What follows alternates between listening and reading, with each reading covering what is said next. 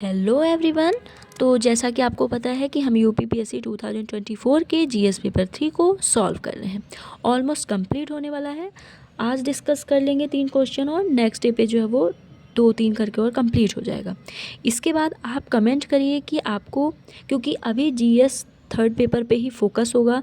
History, geography, polity से related लोग कर लेते हैं, लेकिन इकोनॉमी के क्वेश्चन, करंट अफेयर्स के क्वेश्चन, जो हमारे साइंस एंड टेक के हैं जो क्वेश्चन, डिजास्टर मैनेजमेंट के क्वेश्चन, ये थोड़ा टिपिकल होते हैं।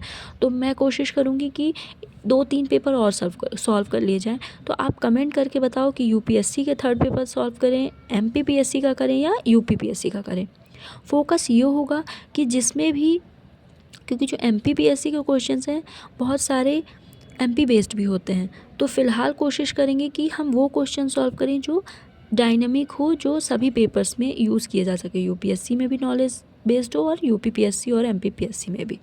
तो आप कमेंट करना कि किस पेपर को सॉल्व करना है। तो हम स्टार्ट करते हैं। क्वेश्चन आपको पढ़ के ही थोड़ा सा लगेगा कि कैसे क्वेश्चंस हैं, बट ट्रिकी हैं। अगर आपको नॉलेज है तो आप कर सकते हैं। तो हम प्रैक्टिस कर रहे हैं। फॉर्मेट मैं बता देती हूँ, प्रैक्टिस आपको करना है। क्वेश्चन है, भारतीय ज्ञान परंपरा आधारित वैमानिकी शास्त्र की, एक एक वर्ड ध्यान से सुनना है, वैमानिकी शास्त्र की तुलना आधुनिक वैमानिकी शास्त्र से कीजिए। इस क्षेत्र में अनुसंधान हेतु विज्ञान एवं प्रौद्योगिकी विभाग की नीतियों का उल्लेख कीजिए।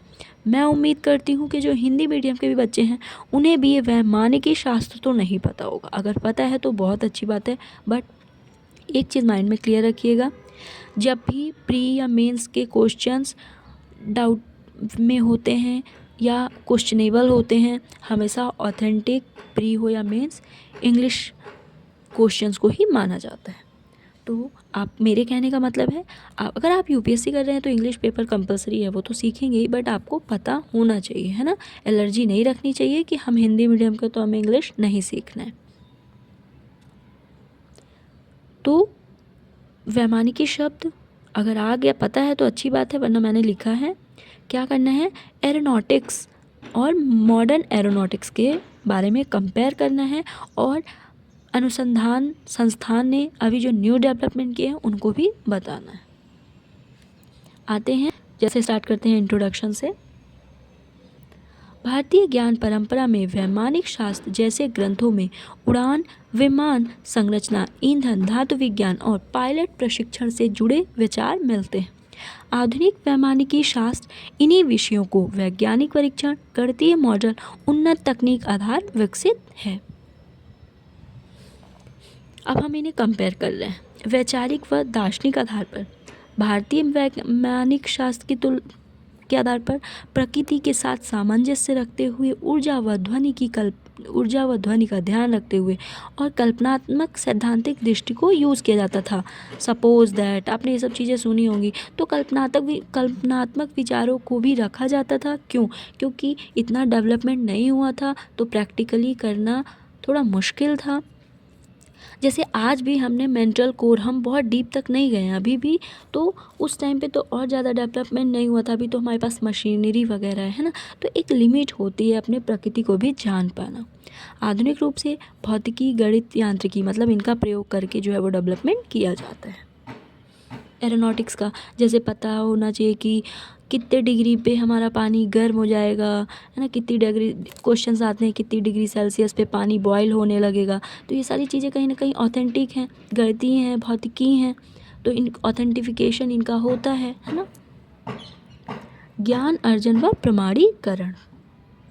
भारतीय परंपरा के अनुसार शास्त्र अनुभव, भारतीय परंपरा यूज़ करिएगा वैमानिकी शास्त्र अनुभव, परंपरागत ज्ञान और गुरुकुल की पद्धति, मतलब जो उन्होंने अनुभव किया उसके आधार पर वो ज्ञान दिया जाता था। परंपरागत जो सदियों से चला रहा था उसका ज्ञान दिया जाता था, और गुरुकुल पद्धति जो गुरु ने सिखा दिया। लेकिन आधुनिक क्या है, प्रयोग, परीक्षण और पुनरावृत्ति।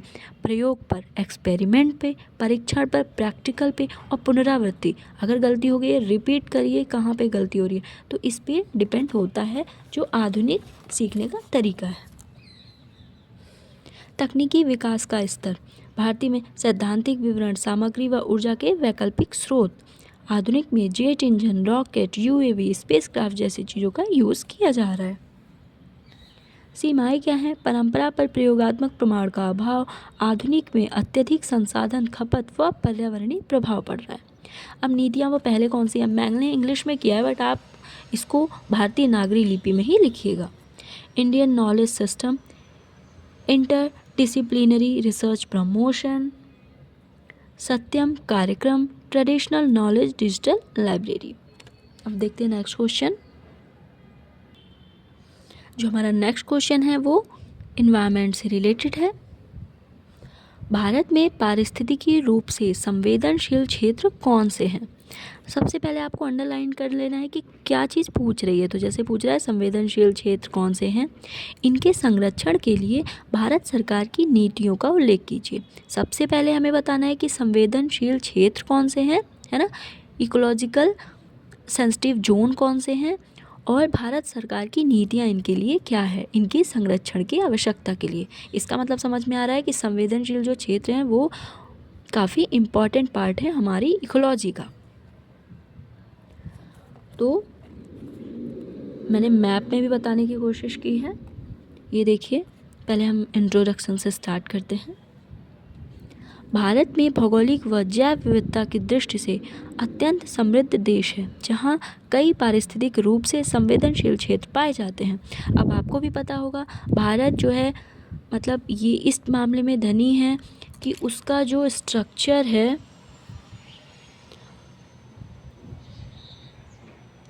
उसका जो ये स्ट्रक्चर है वो उसका ये जो स्ट्रक्चर है वो लिमिटेड नहीं है, है ना। भगवान ने हमें काफ़ी, कहीं जलीय क्षेत्र दिया है, कहीं पहाड़ी क्षेत्र दिया है जहाँ से ठंडी हवाओं को रोका जाता है, मरुस्थलीय क्षेत्र दिया है ना। हमें चारों तरफ से बहुत अच्छा बनाया है। कहीं पे नदियों से वरदान दे दिया है तो कहीं पहाड़ों से वरदान दे दिया है। तो इस तरीके से इंडिया काफ़ी ज़्यादा गॉड गिफ्टेड कंट्री माना जाता है। हमारे पास सारे वेदर जो है, इंडिया में सारे वेदर अवेलेबल हैं। आप अंडमान निकोबार चले जाइए, आपको घूमने का मन है तो, है ना। आप मनाली शिमला चले जाइए, आप ऊटी वगैरह चले आइए, मतलब आपको सब कुछ मिल जाएगा यहाँ पे। तो स्टार्ट करते हैं। ये हमारा क्षेत्र पाए जाते हैं। ये संवेदनशील क्षेत्र राष्ट्रीय उद्यान वन्यजीव अभयारण्य के चारों ओर 10 किलोमीटर तक बफर जोन में आते हैं। अब कौन कौन से प्रमुख इकोलॉजिकल सेंसिटिव जोन्स माने जाते हैं, मैंने कुछ बता दिए हैं, कुछ आप भी ऐड कर सकते हैं। जैसे पश्चिमी घाट उच्च स्थानिक जैव विविधता के लिए प्रसिद्ध। आपको भी पता है जो हमारा पश्चिमी घाट है और पूर्वी घाट है। पश्चिमी घाट काफ़ी हाइट वाला है, नीलगिरी पर्वत वगैरह हैं। मॉनसून जो है वो पहाड़ को इवन क्रॉस तक नहीं कर पाता है। यहाँ पे जो वर्षा मिलती है वो रिटर्न टाइम मिलती है, जो यहाँ से बे ऑफ बंगाल से आती है, ठीक है। कौन कौन से क्षेत्र जनरली पश्चिमी घाट में माने जाते हैं? गुजरात, महाराष्ट्र, गोवा, कर्नाटका, केरल, तमिलनाडु। ये कस्तूरी रंगन समिति की सिफारिश पर बना गया था इन 6 क्षेत्रों को। फिर हमारा आता है हिमालयी क्षेत्र, जो जलवायु नियंत्रण व नदियों का उद्गम है। आपको पता है इंडिया में सबसे ज़्यादा जो साल भर जो नदियों का सोर्स है वो वही रिवर्स हैं जो हिमालयन रीजन से आती हैं, चाहे वो गंगा हो, यमुना हो जो कि अलकनंदा, भागीरथी, इधर पे सिंधु, है ना, पंजाब में फिर हो जाएंगी झेलम, चिनाब। ये सब कुछ कहीं ना कहीं हिमालयन क्षेत्र का रीज़न है। और हिमालयन क्षेत्र ही हमें ठंडी हवाओं से रोकता है। जो साइबेरिया की ठंडी हवाएं आती हैं उससे भारत को रोकता भी है। तो हो गया ना इम्पॉर्टेंट एरिया। फिर आता है हमारा पूर्वी हिमालय, जो कि जैव विविधता का हॉट स्पॉट है। क्यों जैव विविधता का हॉट स्पॉट है? यहाँ पे मछलीपत्तनम पड़ता है। आपको बता दूँ कि तटीय क्षेत्र जो है वो काफ़ी, उसके मग्न तट काफ़ी चौड़े हैं, मतलब जो शील्ड है, सेल्फ है, वो चौड़ी है। मछली उत्पादन के लिए बहुत अच्छा माना जाता है, क्योंकि मछलियों का उत्पादन साफ जल में होता है। जितनी भी रिवर्स हैं, सिर्फ 2 रिवर्स हैं जो हमारे वेस्ट साइड नर्मदा और तापी, बाकी जो है ईस्ट साइड गिरती है, ठीक है। अब ये नदियाँ जब गिरती हैं तो कंटिन्यू सोर्सेज अवेलेबल हैं, तो पानी वहाँ साफ़ सुथरा होता है, मछली उत्पादन होता है। फिर ये जो तट है वो काफ़ी हमारे जो ओशियन से रिलेटेड जो मार्ग हैं उसके लिए भी अच्छा माना जाता है। तो इस तरीके से ये जैव विविधता का हॉट स्पॉट भी बन जाता है।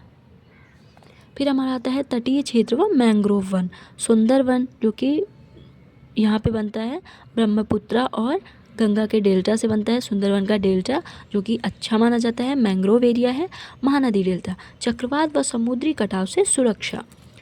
मैंग्रोव वन जो है वो समुद्री कटाव से सुरक्षा करते हैं, ये सभी को पता होगा। आर्द्र भूमियाँ जो जल शोधन व जैविक आवास प्रदान करती हैं। इनके संरक्षण हेतु भारत सरकार ने कई नीतिगत उपाय किए हैं। पर्यावरण संरक्षण अधिनियम 1986 के अंतर्गत इकोलॉजिकली सेंसिटिव जोन्स जो है इसे घोषित किया गया है। राष्ट्रीय जैव विविधता अधिनियम 2002 जैव संसाधनों के संरक्षण व लाभ के साझेदारी को सुनिश्चित करता है। राष्ट्रीय वन नीति के माध्यम से वनीकरण को बढ़ावा दिया जा रहा है।